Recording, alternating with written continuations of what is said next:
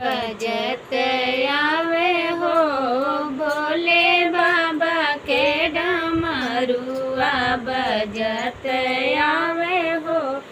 भोले बाबा के डमरुआ बजत आवे हो भोले बाबा के डमरुआ। कहाँ पर चंदा सोहे कहाँ पर चंदनवा कहाँ पे चंदा सोए कहाँ पर चंदनवा कहाँ पे बहे हो शीतल गंगा जी के धरवा कहाँ पे बहे हो शीतल गंगा जी के धरवा बजत आवे हो भोले बाबा के डमरुआ बजत आवे हो भोले बाबा के डमरुआ। लीलरा पे चंदा सोहे माथे पर चंदनवा लीलरा पे चंदा सोहे माथे पर चंदनवा जटा में बहे हो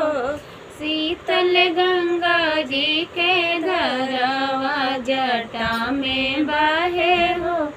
शीतल गंगा जी के धरवा जटा में बहे हो शीतल गंगा जी के धरवा बजत आवे हो भोले बाबा के डमरुआ बजत आवे हो भोले बाबा के डमरुआ।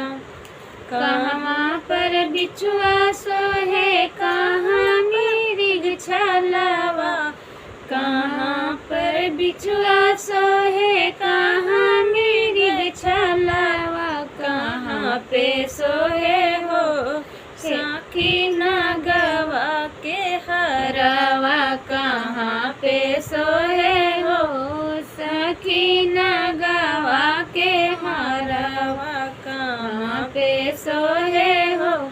सखी नागवा के हरवा बजत आवे हो भोले बाबा के डमरुआ बजत आवे हो भोले बाबा के डमरुआ। कनवा में बिछुआ सोहे कमर मृग छलवा कनवा में बिछुआ सोहे कमर मृग छलवा गला में सोहे हो ये गला में सोहे हो सखी नागवा के हरवा गला में सोहे हो सखी नागवा के हरवा बजत